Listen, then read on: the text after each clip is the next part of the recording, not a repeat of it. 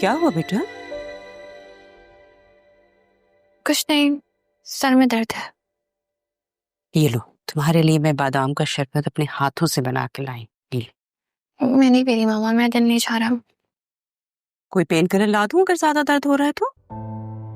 नहीं, कोई जरूरत नहीं है, खुद ही ठीक हो जाएगा बस।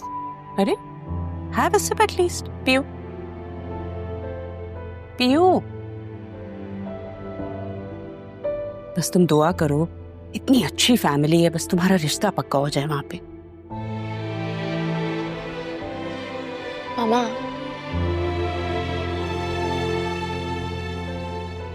एक बात तो बताएं, आपका राहा से क्या इशू है? उसकी इतनी औकात है कि मुझे उससे कोई इशू होगा? मामा, मुझे बिल्कुल अच्छा नहीं लगा जिस तरह से आपने मेहमानों के सामने उसकी इंसल्ट की है। हाँ, इंसल्ट कौन सी? मैंने तो जो भी कहा वो सच है। अब सच अगर इंसल्ट लग रहा है तो मैं क्या करूं? क्या हो गया मामा आपको? आप ऐसी तो नहीं थी। बेटा पहले मैं आपको लेके इनसिक्योर नहीं थी, अब हो गई, और वो भी इस राह की वजह से।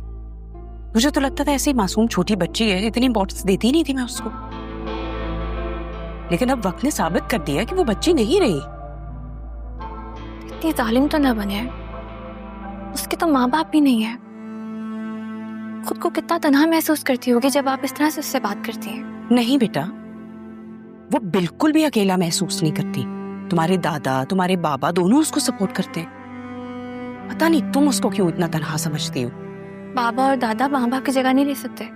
तो इसमें मेरा क्या कसूर है? मैं क्या कर सकती हूँ?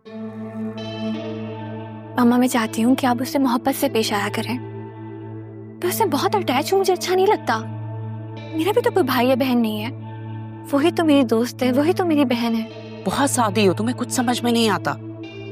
ये जो कुछ भी कर रही हूँ ना, सिर्फ तुम्हारे लिए कर रही हूँ मैं। बस एक बात अपने दिमाग में रखो, इससे हमारा डायरेक्ट कोई खूनी रिश्ता नहीं है। फुप्पो की बेटी है। कौन सी फुप्पो? कौन सी बेटी, कौन सी बहन? तुम्हारे बाबा तुम्हारे दादा के इकलौते बेटे हैं, उनकी कोई सगी बहन नहीं है। जब उनकी कोई सगी बहन नहीं है तो तुमने कहां से फुप्पो बना ली?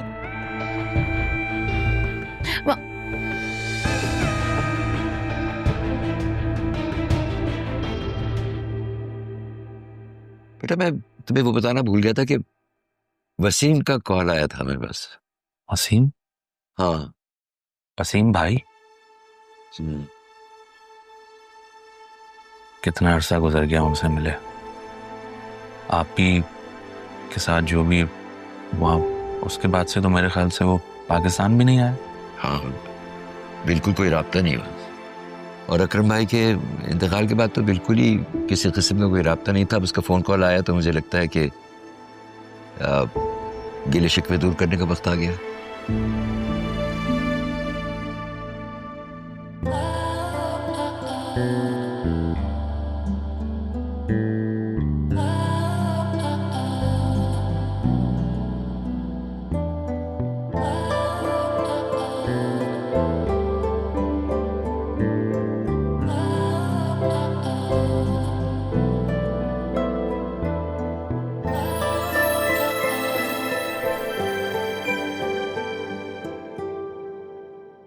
तुम्हारी वो पढ़ाई कैसी चल रही है बेटा?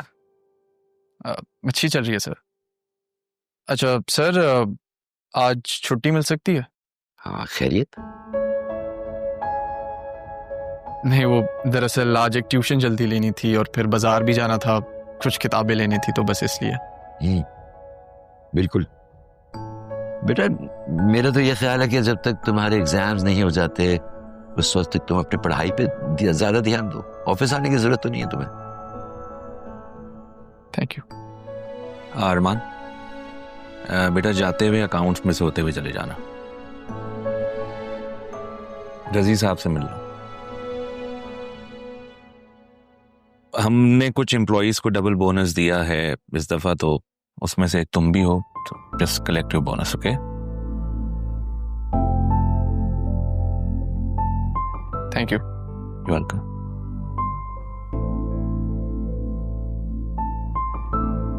एक मिनट पापा से।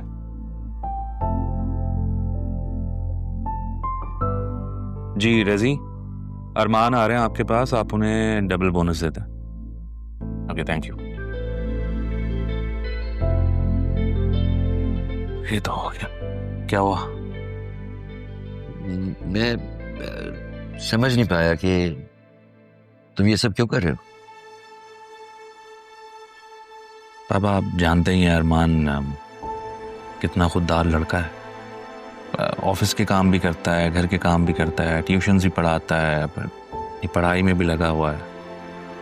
तो ज़ैनब भी से मेरी बात हुई थी, उन्होंने बताया कि उसको कुछ बुक्स वगैरह लेनी है, उसके लिए पैसे नहीं हैं और वो हमसे नहीं लेना चाहता।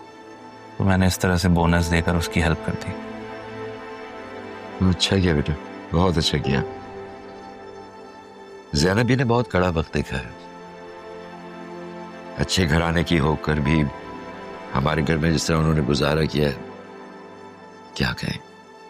पापा, आप ही ने उन्हें बहन बनाया था, तो वो मेरी भी बहन ही है। और उनके जाने के बाद से तो वो घर की फर्द है। वो कहाँ रह गया है सलमान? उससे तैयार बैठी हूँ, पर देर से घर गई ना तो अम्मी की बातें सुननी पड़ेंगी। आप भी जाओ सलमान।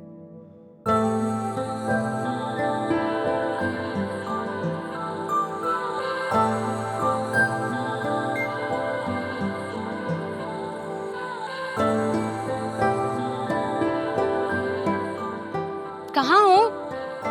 कब से तुम्हारा वेट कर रही हूँ। अच्छा ठीक है। अच्छा सुनो, मुझे ना बहुत भूख लग रही है, तो जब आओ ना मेरे लिए जिंगर बर्गर ले आना। क्या? ठीक है, नहीं लाना। नहीं नहीं, अब तुम लाओगे भी ना तो मैं नहीं खाऊंगी। अच्छा, मैं नाराज हो जाती हूँ तो तुम्हारी जान निकल जाती है, तो तुम नाराज ही ना होने दिया करो। अच्छा ठीक है, बस चलो अब जल्दी से आ जाओ, मैं वेट कर रही हूँ।